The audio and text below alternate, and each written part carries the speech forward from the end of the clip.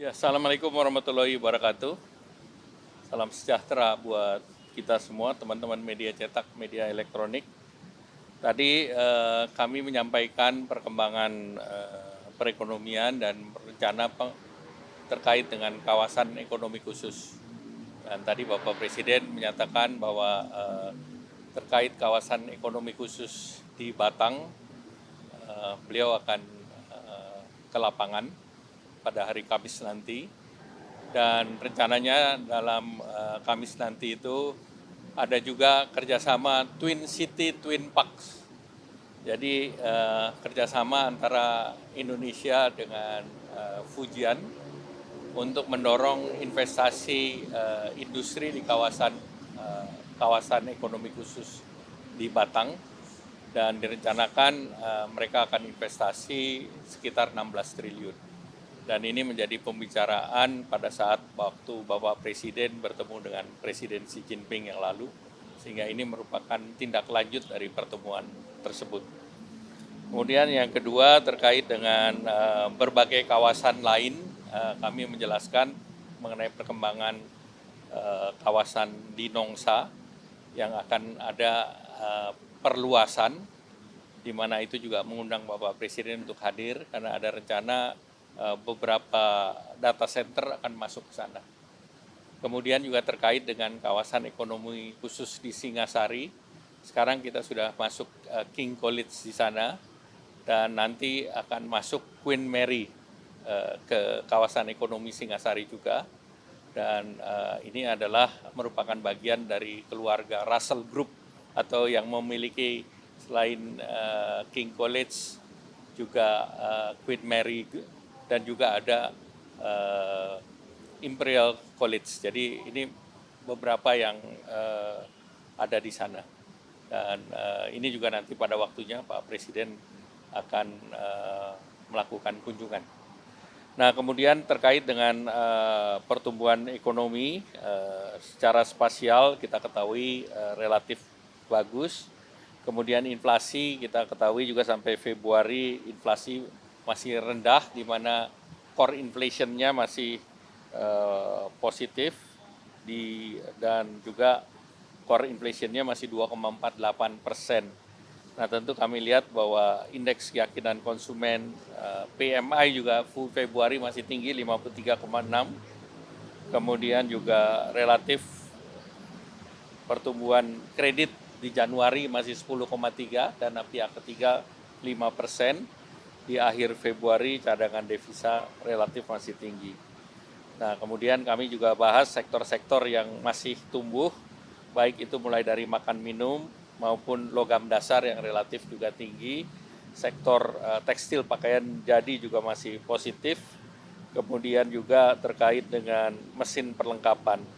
Dan juga kami laporkan terkait dengan neraca ekspor yang tumbuh positif, dan di bulan Februari tertinggi 14 miliar kita punya ekspor, dan secara neraca perdagangan surplus sampai Februari 6,61. Jadi dari berbagai kondisi tersebut kami laporkan bahwa perekonomian Indonesia secara fundamental masih baik. Kita bisa melihat GDP growth kita dibandingkan Malaysia, Chile itu relatif masih tinggi. Inflation kita salah satu yang terendah termasuk di ASEAN. Kemudian current account balance juga masih, atau budget defisit juga masih kita jaga di 3%. Kemudian juga terkait dengan FDI dibandingkan prosentasi GDP kita juga relatif baik di sekitar 1,5%. Jadi dari keseluruhan ekonomi kita berada dalam fundamental posisi yang kuat. Nah, terus kemudian kami laporkan juga perkembangan proses-proses kita dalam perjanjian internasional dengan OECD. Kita sudah mengirim sebagian inisial memorandum, masih berproses, dan nanti akan ada meeting di bulan Juni. Nanti tentu akan menentukan tahapan-tahapan selanjutnya. Kemudian terkait dengan kredit usaha rakyat, tadi kami laporkan ke Bapak Presiden bahwa terkait dengan kredit usaha rakyat, Bapak Presiden mengarahkan agar komitinya didorong untuk meningkatkan pembiayaan usaha produktif.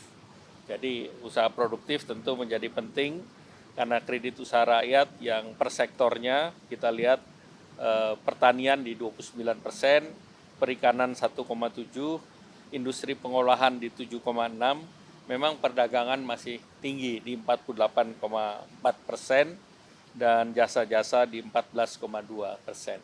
Nah, Bapak Presiden minta agar sektor produktifnya ditingkatkan dan tentunya nanti akan ada revisi mengenai Kepres, mengenai KUR, di mana komitenya akan membunyikan itu. Jadi komite kebijakan pembiayaan usaha yang produktif dan dengan adanya perubahan dari struktur kabinet memasukkan menteri koordinator bidang pangan maupun menteri koordinator pemberdayaan masyarakat di dalam komite. Kemudian kita juga membahas yang terkait dengan rencana kerjasama EU-SEPA. EU-SEPA tinggal 2 isu, tadi saya laporkan, yang terkait dengan bea ekspor dan perizinan ekspor. Dua-dua kami sudah laporkan ke Pak Presiden. Kemudian juga akan ada sidang komite bersama antara Indonesia dan Rusia tanggal 14 sampai dengan 15 April. Nah, ini kita berharap bahwa pada saat itu kita bisa mengkonkludkan Eurasia Economic Union FTA. Eurasia Economic Union itu mencakup Uni Soviet, bekas 5 negara bekas Uni Soviet, yaitu Rusia, Armenia, Belarus, Kazakhstan, dan Kyrgyzstan. Dan ini harapannya tentu hampir seluruh bab 14 dari 15 bab sudah selesai. Jadi Bapak Presiden akan berkunjung ke Rusia di bulan Juni. Diharapkan pada kunjungan tersebut principal agreement-nya sudah bisa ditandatangani.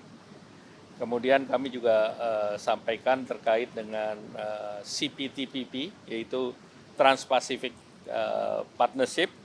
Ini 12 negara, yaitu Australia, Brunei, Kanada, Chili, Jepang, Malaysia, Meksiko, Peru, Selandia Baru, Singapura, Vietnam, dan Inggris. Inggris baru masuk di bulan Desember.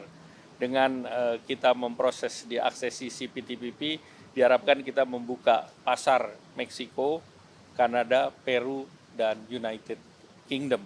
Nah, ini tentu akan membuka peluang pasar ekspor, di mana tentu terjadi penurunan tarif langsung pada saat kita masuk dalam CPP, dan standar CPP ini tidak menerapkan standar trade related aspect of intellectual property right. Jadi ini yang salah satu yang cukup baik dengan perjanjian CPTPP. Demikian yang tadi kami laporkan Pak Presiden. Ya.